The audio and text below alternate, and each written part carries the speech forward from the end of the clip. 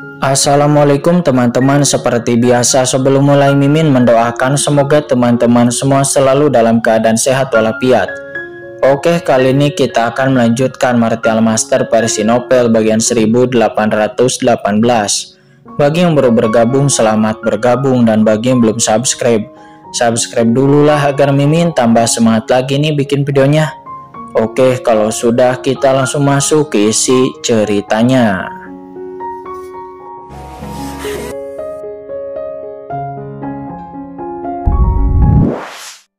Dan tanpa diduga, jiwa-jiwa yang di penjara yang tak terhitung jumlahnya ditemukan di ruang rahasia itu.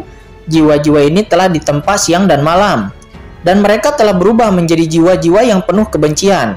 Dan jiwa inti di antara mereka adalah milik saudari mudanya, yaitu adiknya. Jiwa adik perempuannya telah dipenjara dan dikorbankan terus-menerus untuk waktu yang lama, dan dia telah menjadi sangat kuat. Dan pada saat ini, pemimpin sekte atau tuannya pemuda itu telah kembali ke tempat itu, dan ketika dia melihat pemuda itu ada di sana, tuannya itu langsung tertawa dan berkata, "Muridku yang baik, tampaknya kamu sudah tahu segalanya." Pemuda itu hampir menjadi gila, dia menangis dan bertanya kepadanya, mengapa? Itu adalah guru yang paling disayanginya dalam hidupnya. Orang tua itu tersenyum dan mulai menceritakan semuanya. Ternyata alasan mengapa orang tua itu pergi saat itu bukanlah untuk membalas kebaikan dari pemuda itu, tetapi dia melihat bahwa adik perempuan pemuda itu, yang mana adik perempuannya ternyata sebenarnya memiliki tubuh fisik paling istimewa di dunia, yaitu tubuh jiwa Dao. Jiwa yang dimiliki oleh tubuh ini sangat murni. Setelah dikultivasikan, ia dapat diekstraksi dan dirampas secara paksa. Dan setelah ditelan, ia dapat bercita-cita mencapai keadaan tertinggi di daratan utama. Berbicara tentang ini, lelaki paruh baya berjubah hitam itu tiba-tiba tertawa, tetapi senyumnya membuat orang merasa tertekan dan dingin. Baru pada saat setelah itulah, pemuda itu menyadari bahwa alasan mengapa tuan atau gurunya membawa dia dan saudara perempuannya kembali ke sekte itu adalah karena dia menginginkan tubuh jiwa Dao milik saudara perempuannya. Dan guru dari pemuda itu berkolusi dengan para bandit dan membantai lebih dari 300 orang di seluruh desa agar untuk bisa membuat pemuda dan saudara perempuan pemuda itu menyerahkan diri mereka, membiarkan saudara perempuannya secara sukarela melompat ke gua iblis api, membakar tubuhnya dan membiarkannya memurnikan jiwanya. Pembohong, semua pembohong. Berbicara tentang ini, pria parubaya berjubah hitam tiba-tiba tertawa. "Tuanku," di kejauhan, sosok agung, cahaya dan bayangan berbisik tanpa suara. Di tengah tawa yang sunyi, pria parubaya berjubah hitam itu penuh dengan air mata. Dia tiba-tiba menoleh untuk melihat Qingchen. "Kamu tahu mengapa tuanku tidak membunuh pemuda itu setelah adik perempuannya meninggal?" Qingchen terdiam dan menggelengkan kepalanya sedikit. Mata pria parubaya berjubah hitam itu tiba-tiba berubah dingin. "Itu karena jika kamu ingin mengembangkan tubuh jiwa Dao, maka kamu harus bertahan hidup dan kamu harus menjaga hatimu dalam siksaan tanpa akhir, solusi jiwa." Jadi, tuan muda itu memberi tahu adik perempuannya bahwa jika jiwanya mati, pemuda itu juga akan mati dan menderita siksaan seumur hidup. Beginilah cara adik perempuan itu dapat mempertahankan hatinya yang tulus dalam siksaan yang tak berujung dan tidak pernah menjadi jiwa yang penuh dendam. Karena bahkan jika dia berubah menjadi jiwa, dia masih menjaga dan diam-diam menjaga satu-satunya saudara laki-lakinya. Tapi bagaimana dengan saudaranya? Pria parubaya berjubah hitam itu berkata dengan marah. Apa yang dia lakukan? Dia mengenali pencuri itu sebagai gurunya, dan lawannya dipukuli sampai mati, tetapi tuan muda itu tidak membunuh bocah itu. Namun di depan pemuda itu, dia dengan paksa melahap jiwa saudara perempuannya, mencoba mencapai tubuh jiwa tertinggi. Berbicara tentang ini, pria parubaya berjubah hitam berlinangan air mata. Bahkan pada saat ini, penjahat itu masih menggunakan pemuda itu, mengancam saudara perempuannya untuk dilahap olehnya. Jika tidak, dia akan membunuh saudara laki-lakinya di tempat. Jika dia bukan binatang buas, lalu apa itu? Pria parubaya berjubah hitam berkata dengan dingin. Kinchan yang mendengar semua cerita itu melirik pria parubaya berjubah hitam itu. Tetap diam dan Kinchan mendengarkan dengan tenang. Pria parubaya berjubah hitam itu menarik napas dalam dan menutup matanya. Setelah waktu yang lama, ekspresinya berangsur-angsur menjadi sedikit tenang. Lalu dia membuka matanya lagi dan berkata dengan dingin. Tetapi tuan muda itu telah meremehkan tekad adik perempuannya, dan konsekuensinya tubuh jiwa Dao ditelan. Adik perempuannya tahu betul bahwa begitu dia dilahap, maka pemuda itu pasti akan mati. Jadi dia bekerja sama dengan sangat keras selama proses melahap. Tetapi pada saat-saat terakhir, dia meniup jiwanya di bawah perlawanan adik perempuannya. Pemuda itu diserang balik di tempat.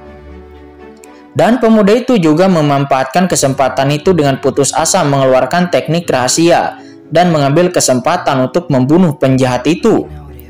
Pria parubaya berjubah hitam bercerita dengan perlahan. Akan tetapi adik perempuannya itu meninggal dan berakhir. Ketika jiwanya telah pergi, adik perempuannya mengucapkan kalimat itu kepada anak laki-laki itu lagi. Kakak, kamu hiduplah dengan baik. Hiduplah dengan baik. Pria parubaya berjubah hitam itu yang memejamkan matanya. Ada 2 garis air mata bening yang mengalir dari sudut matanya menceritakan ini. Kinchan melirik pria parubaya berjubah hitam itu. Dia tidak dapat membayangkan betapa sakitnya pria muda itu saat itu. Pria parubaya berjubah hitam itu terdiam lama kali ini sebelum kemudian melanjutkan lagi ceritanya. Setelah itu pemuda itu meninggalkan sekte dan mendirikan makam untuk adik perempuannya di desa pegunungan kecil saat itu. Dan kemudian dia kembali ke sekte sendirian. Dia kembali dengan masing-masing ada pedang di tangannya. Dan seketika 35.463 orang yang ada di seluruh sekte pun musnah. Terlepas apakah mereka tua atau lemah, wanita ataupun anak-anak. Total lebih dari 300 orang tewas di desa pegunungan kecil saat itu. Dan dirinya ingin sekte itu membayarnya kembali bahkan 100 kali lipat. Saat dia berbicara, pria parubaya berjubah hitam perlahan mengangkat kepalanya dan berkata sambil mencibir. Sejak saat itu, pemuda itu memiliki keluarga di benua itu. Namanya Dewa Kematian. Kinchan terdiam dan tidak berbicara untuk waktu yang lama. Dia berpikir apakah sekte itu bersalah. Namun Kinchan tidak tahu, setidaknya dari cerita pria parubaya berpakaian hitam, bahwa gua iblis api, jiwa-jiwa tak berdosa yang tak terhitung jumlahnya di ruang rahasia, dan sekte di baliknya jelas tidak sesederhana yang terlihat di permukaan. Kinchan hanya tahu bahwa jika orang lain tidak menderita, jangan membujuk orang lainnya untuk bersikap baik. Semua evaluasi disimpan untuk nanti, setidaknya dia tidak akan menilai apakah bocah itu jahat atau baik. Karena baik dan jahat hanya dalam satu pikiran, jadi bagaimana bisa begitu mudah untuk membedakannya?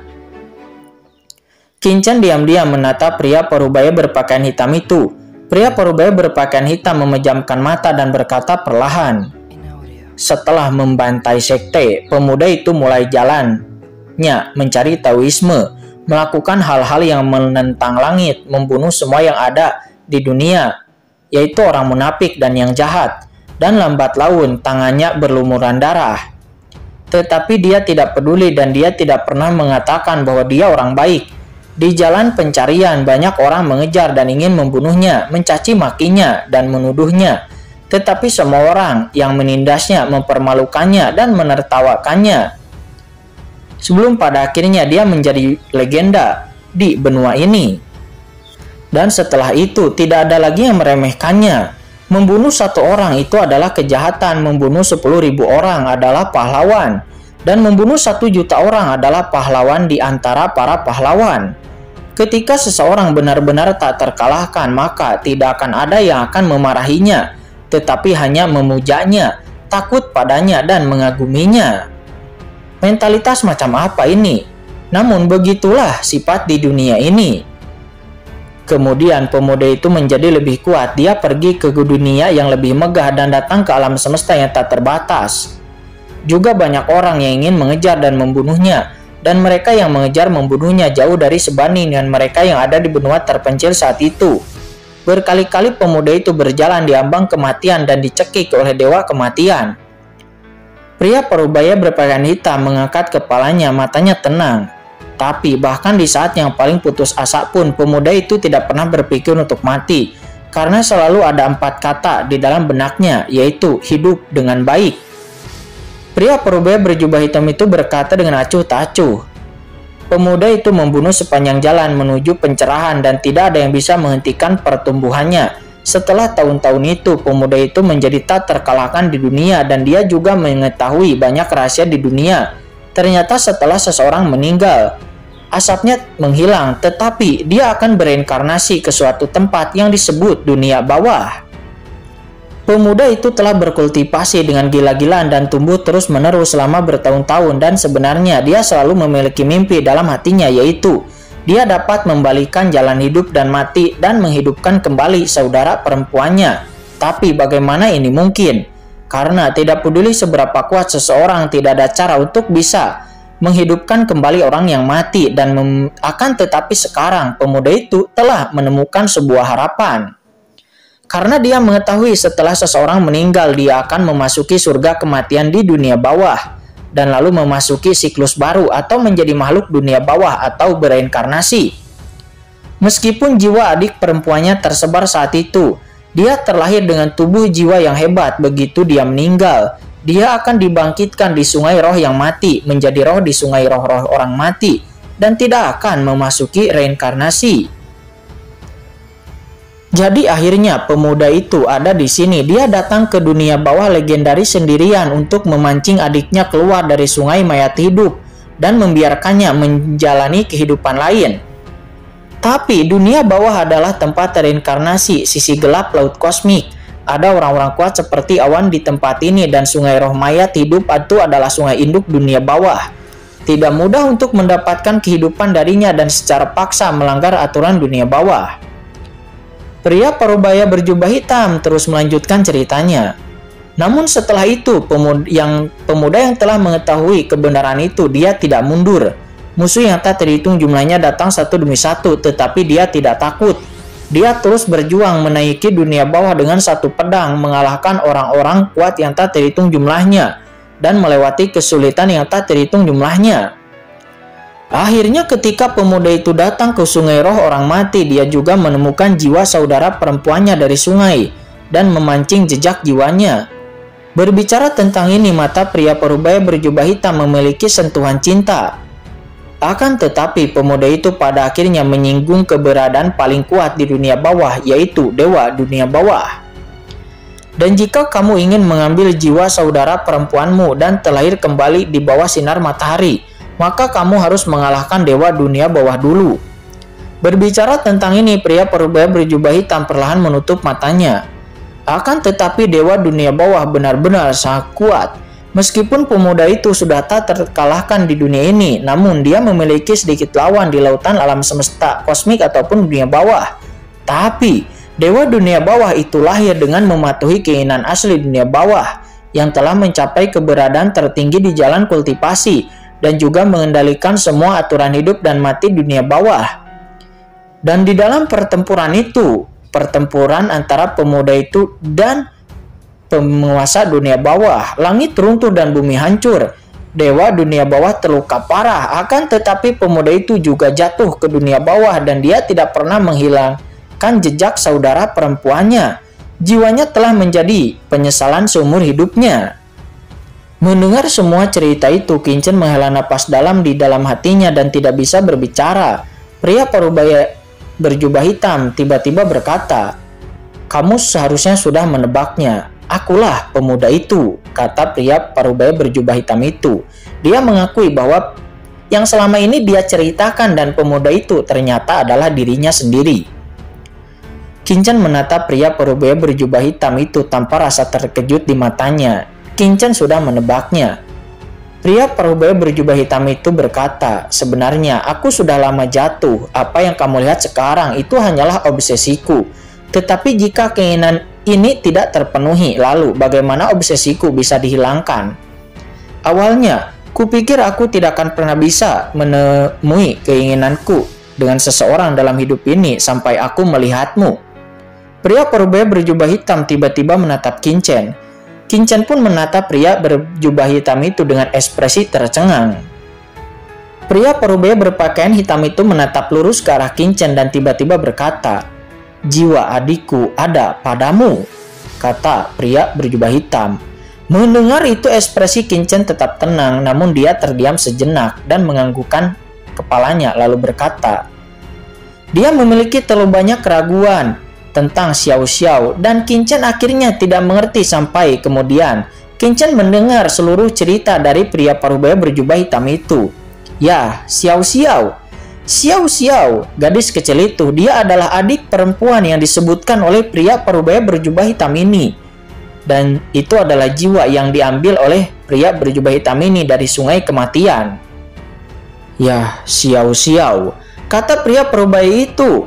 Dia bergumam matanya kabur. Nama ini sangat bagus. Aku sangat berharap dia bisa banyak tertawa dan tumbuh dengan bahagia seperti itu. Kincen menatapnya, merasakan harapan di hati pihak lain. Siapa yang mengira bahwa pria kuat di depannya yang bisa melawan, bahkan seorang ahli yang disebut dewa dunia bawah, tetapi memiliki keinginan yang begitu sederhana di dalam hatinya. Sungguh keinginannya benar-benar sederhana. Itu hanya ingin Xiao Xiao tumbuh dengan bahagia. Akan tetapi Tuhan sangat kejam, bahkan keinginan yang begitu sederhananya pun tidak bisa dipuaskan sama sekali.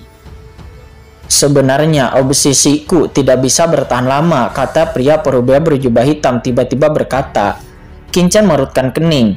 Pria parubaya berjubah hitam itu pelan mengulurkan tangannya lalu membentangkannya ke depan Kincen.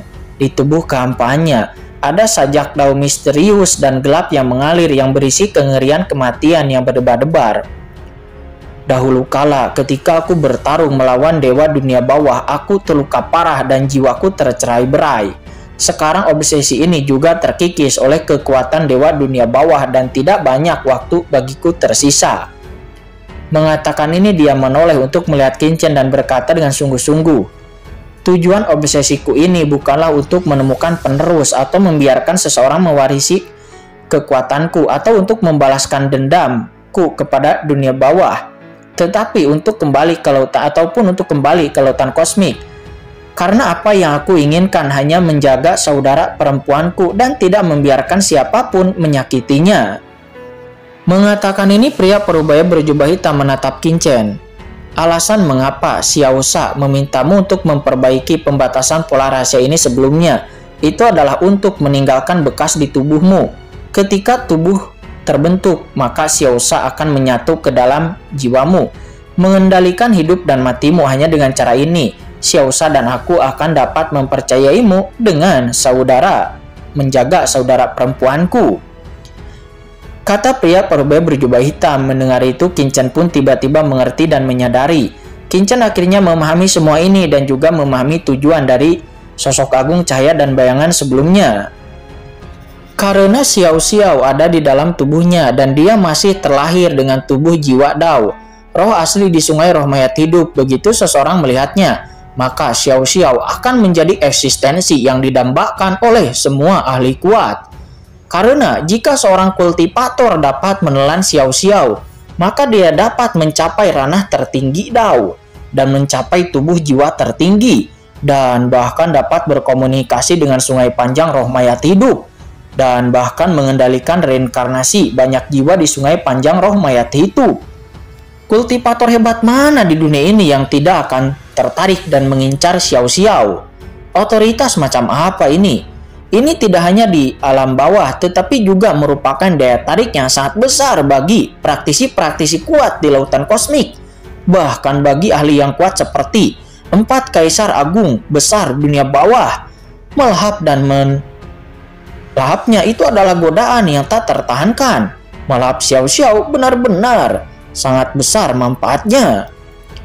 Dibandingkan dengan Kincen, pria parubaya berjubah hitam ini jelas percaya pada keberadaan agung cahaya dan bayangan. Bagaimanapun juga, pihak lain adalah rekannya yang telah bertarung dengannya sepanjang hidupnya. Jadi, pria parubaya berjubah hitam itu sangat percaya kepada sosok agung cahaya dan bayangan itu dan tidak percaya kepada Kincen. Dapat dilihat bahwa Anda tidak akan setuju, kata pria berubah berjubah hitam menatap Qingchen dan menyipitkan mata. Dan setelah beberapa saat dia berkata perlahan, "Jika kamu setuju, aku akan memberikan semua yang kumiliki dan memberikannya kepadamu, juga akan mengirimmu pergi." Kata pria berubah berjubah hitam itu hanya satu keinginannya, yaitu Qingchen bisa sepenuhnya melindungi adiknya, yaitu Xiao Xiao. Mendengar itu, Qingchen terdiam cukup lama, lalu